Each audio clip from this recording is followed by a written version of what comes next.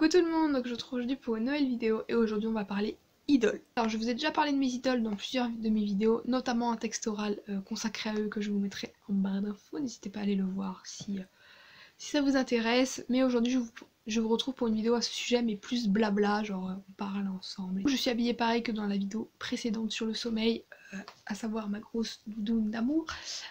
Parce que tout simplement je la filme le même jour puisque là je suis en vacances, donc j'ai décidé de m'avancer dans mes vidéos tout simplement et d'en filmer en avance. J'espère que ça ne vous dérangera pas trop que j'ai la même tenue, mais bon, en plus il fait froid chez moi donc j'ai grosse doudoune oblige, voilà. Donc déjà pour ceux qui ne le savent toujours pas, qui ne me suivent peut-être pas ou qui me découvrent avec cette vidéo, coucou. Pour ceux qui ne le savent pas, j'ai 3 idoles, donc McFly, Carlito et Kenji. Donc je pense que Kenji ça se voit derrière moi, parce que j'ai plein de posters, tout ça, encore vous voyez pas ma chambre. Si vous avez les mêmes idoles que moi ou que si vous avez d'autres idoles, même n'hésitez pas à me le dire en commentaire, à me partager tout ça, je serais ravie de lire vos commentaires à ce sujet. Alors déjà Kenji, donc c'est mon idole ultime, genre celui-là que j'aime le plus de mes 3 idoles. J'ai commencé à être fan de lui en janvier 2015, précisément le 31 janvier 2015, bon il n'y a pas vraiment de jour officiel quoi, mais moi j'ai décidé que c'était ce jour-là, bref voilà. Mais en gros en janvier 2015, en fait pour la petite histoire je vais vous expliquer assez rapidement, parce que je pense pas que ma vie vous intéresse en long, en large et en travers non plus, mais je vais vous expliquer rapidement. En gros je devais faire un exposé, enfin une sorte d'exposé en espagnol, sur une personne qui avait des origines espagnoles. Et là, ceux qui connaissent Kenji, ceux qui connaissent pas Kenji, je pense que tout le monde sait qu'il a des origines espagnoles, se disent « on comprend mieux !»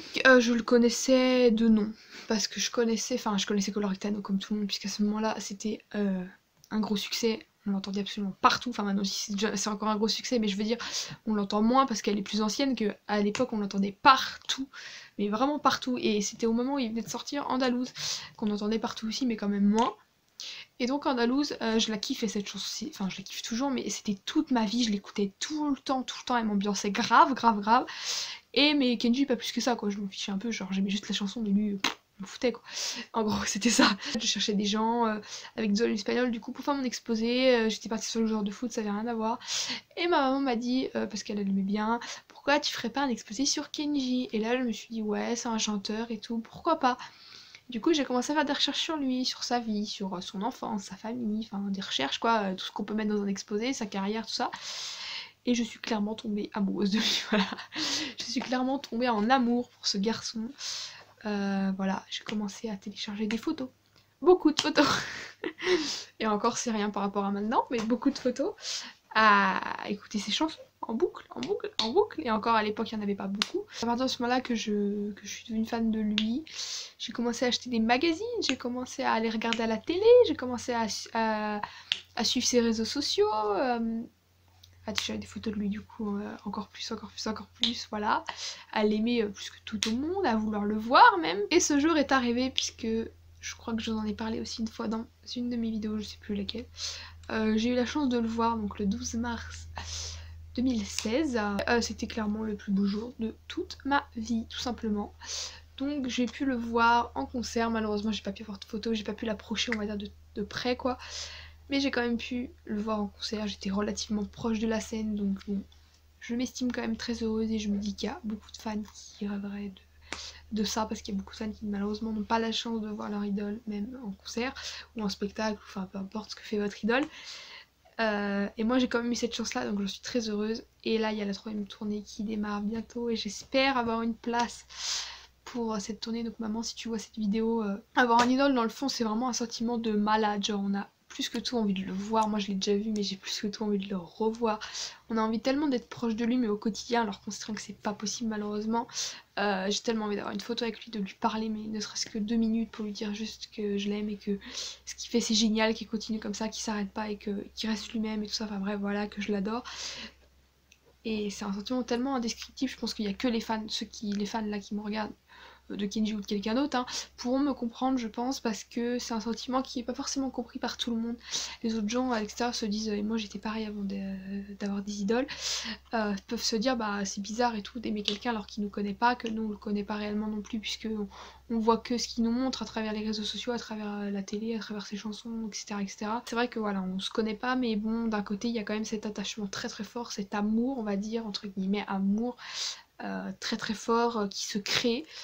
Et c'est un sentiment totalement indescriptible et même moi je le comprends pas alors que je le ressens. Donc c'est pour vous dire. Et ensuite il y a quelques mois, ouais on va dire en août, donc vraiment qu'il y a quelques mois, 2018, j'ai commencé à être fan de McFly et Carlito. Donc pour ceux qui savent pas, c'est un duo de youtubeurs. Je vous précise parce que je pense qu'ils sont... Bah, ils sont quand même connus, mais bon, c'est pas les youtubeurs les plus connus non plus, donc je précise s'il y en a qui me regardent et qui ne les connaissent pas. N'hésitez pas à aller voir leur travail, pareil Kenji, n'hésitez pas à aller écouter ses musiques, c'est vraiment de la bombe, et je vous dis ça clairement parce que je suis fan, hein, totalement. C'est sûr que je vais pas vous dire non, c'est de la merde, n'allez pas voir. Et clairement, voilà, ce qu'ils font, tous les trois, c'est juste génial.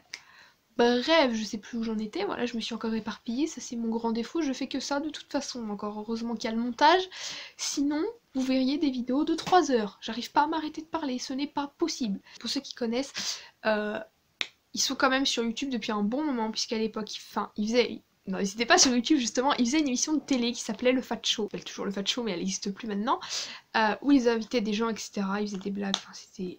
trop bien. Les vidéos sont disponibles sur leur chaîne YouTube, j'ai commencé à les regarder. Là, ils ont commencé à la radio, voilà. Je dis les informations, mais pas dans le bon ordre, vous allez rien comprendre. Super. Bravo Laura, merci.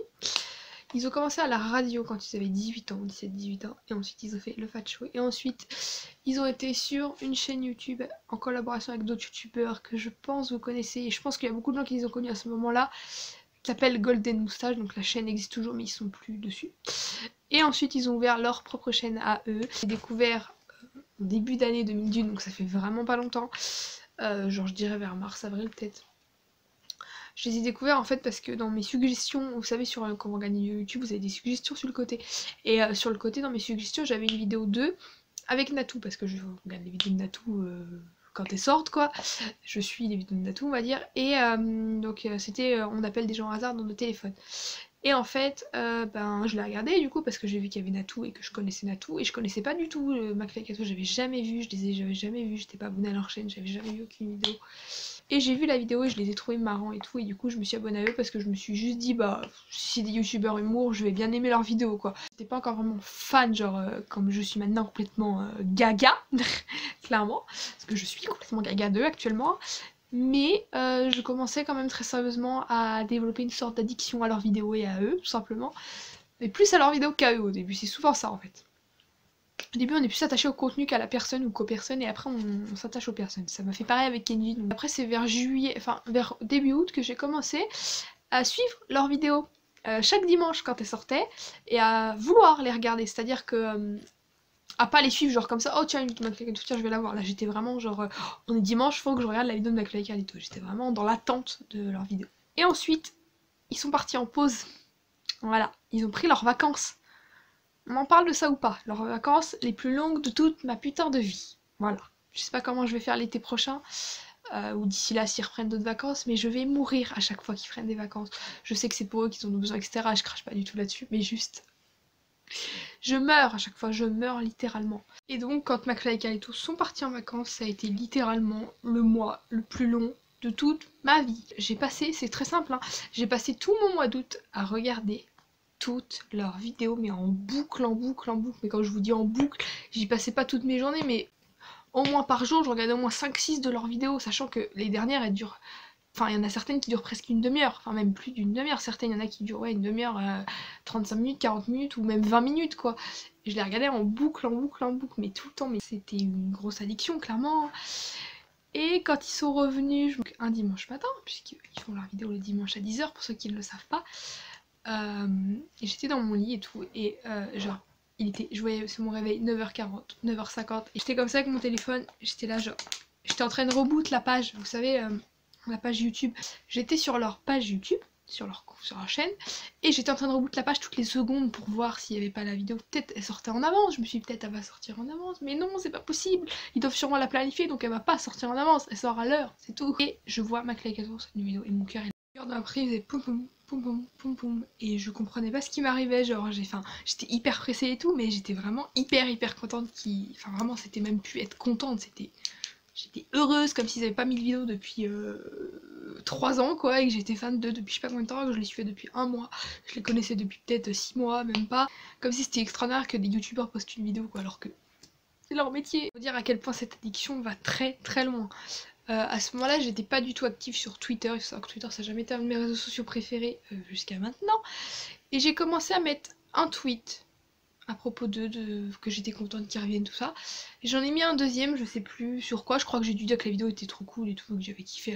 Alors. Et Carlito a aimé mon tweet. Alors ce jour-là, j'étais au lycée. Quand je l'ai vu, j'étais en pause. Logique, j'utilise pas mon téléphone en cours quand même. J'étais en pause et j'ai eu une réaction très chelou. C'est-à-dire que j'étais à deux doigts d'hurler dans toute la cour du lycée. Tellement j'étais heureuse. Et j'étais trop heureuse. Enfin, je pense que ceux qui ont d'idole, vous savez à quel point ça fait plaisir quand un idole vous fave, vous mentionne, vous RT, enfin, ou aime quelque chose, enfin, vous donne un signe de vie quoi en gros. J'étais tellement heureuse parce que je me disais, c'est-à-dire que mon tweet ils l'ont lu et il l'a aimé, genre totalement conscience qu'il s'est pas arrêté juste sur mon tweet pour l'aimer et dire ah, hop voilà, non, bah je savais que par jour il aurait aimé je sais pas combien de tweets, mais j'étais trop heureuse vraiment et voilà. Et après bah j'ai commencé à tweeter plein de fois sur eux, vous, si vous allez voir mon Twitter, enfin si vous voulez aller voir mon Twitter, il est en barre d'infos.